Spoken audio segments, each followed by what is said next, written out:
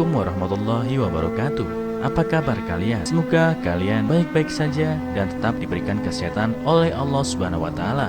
Bantu channel kami dengan cara subscribe dan tekan tombol lonceng kalian. Terima kasih. Semoga kisah ini bermanfaat.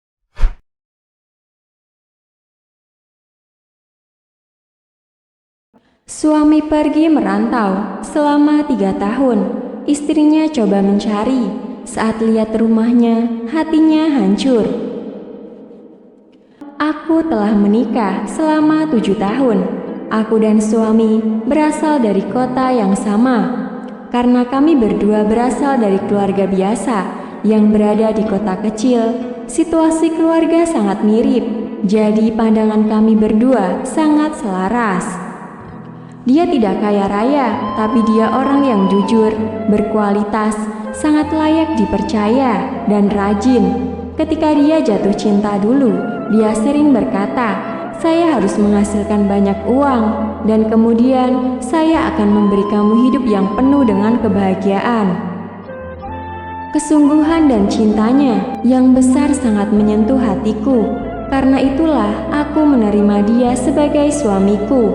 Belum lama ini, aku hamil dan melahirkan seorang anak perempuan. Hidup masih sangat sulit, tapi ketika anak perempuan pertama saya mulai bisa berbicara, ibu mertuaku mendesak kami untuk memiliki bayi lagi. Yang pastinya dia berharap akan punya anak laki-laki.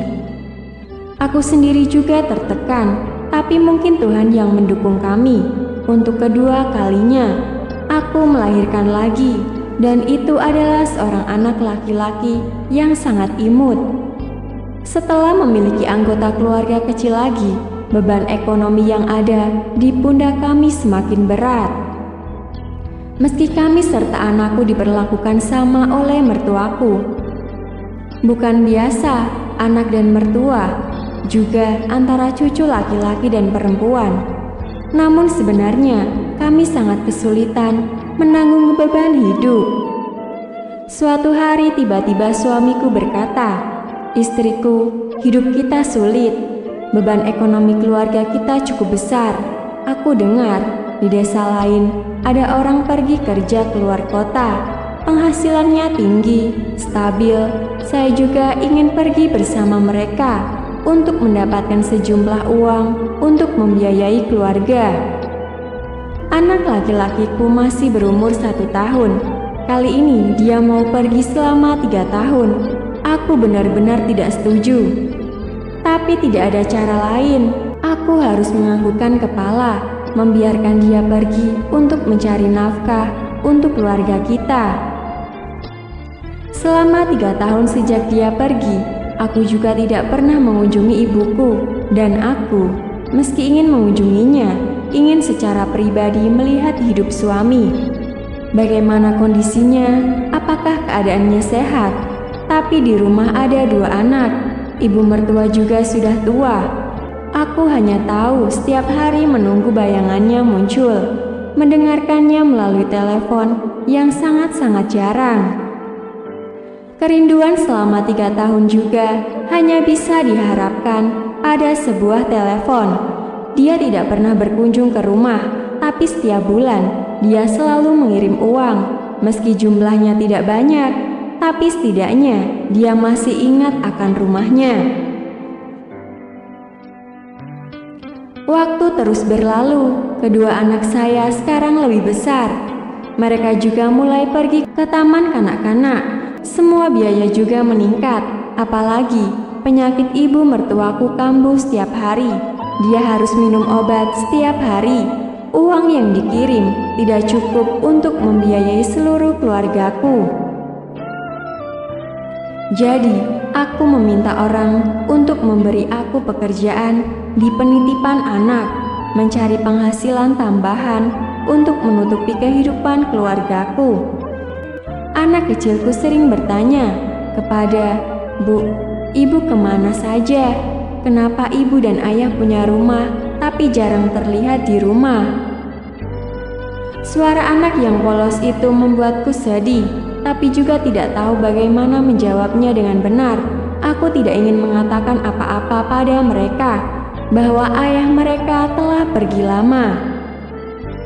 Dia telah pergi selama beberapa tahun dan sejak itu belum pernah kembali lagi. Anak-anak kami bahkan tidak ingat wajahnya. Hal yang penting aku khawatirkan adalah aku tidak ingin anakku menjadi sedih. Harus tetap tegar, meski terkadang saya juga sedih saat memanggil anak-anakku. Melihat mata mereka, mereka ingin dipeluk dan dicintai seperti anak-anak lain. Suatu hari ibu mertuaku terlihat sehat, anakku juga sedang libur sekolah. Jadi, ibu mertuaku diam-diam membawa kami untuk menemukan anaknya, untuk memberikannya kejutan kegembiraan. Kami naik kereta api dan memakan waktu 2 hari. Baru sampai ke tempat dia bekerja, aku membuka telepon untuk memanggilnya, memberitahukan kepadanya bahwa kami berada di kota. Sepertinya dia sulit percaya. Dia berpikir aku bercanda. Baru setelah dia mendengar suara ibu dan anak kecilnya, dia yakin kami ada di sini. Dia menyuruh kami menunggu dia menyelesaikan pekerjaannya dan memesankan mobil untuk menjemput kami.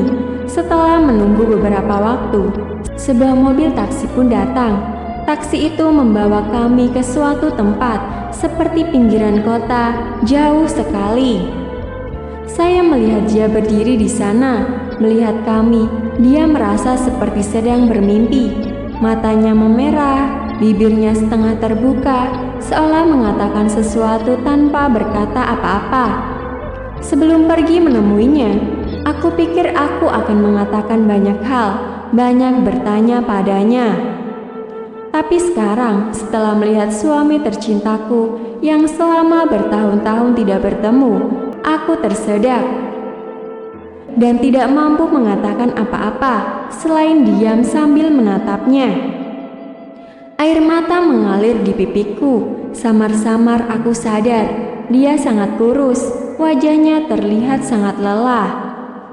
Aku mulai mengingat anak laki-laki kecilku. Dengan tergesa-gesa mengatakan kepada anak laki-lakiku, "Panggil dia ayah, dia ayahmu." Suamiku melihatnya dan memeluk anaknya, dan sangat banyak tekanan dan kerinduan untuk dilepaskan. Setelah itu dia membawa kami ke suatu ruangan.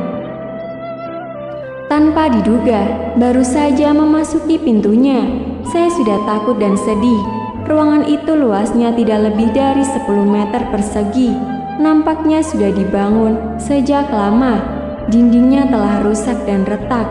Perabotan di ruangan itu tidak lebih dari sebuah tempat tidur dengan selimut katun tua, kompor listrik, dan sebuah kursi. Bajunya masih di pojok, bahkan toilet pun sudah tidak ada lagi.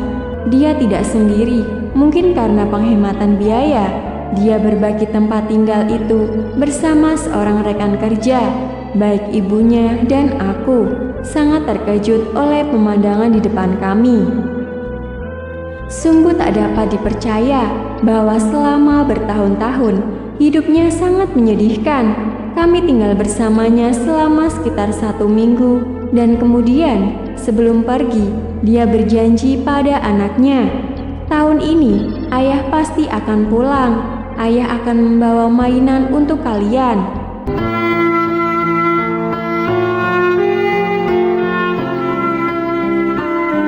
Assalamualaikum warahmatullahi wabarakatuh.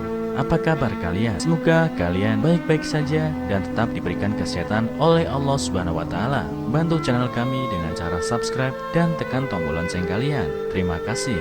Semoga kisah ini bermanfaat.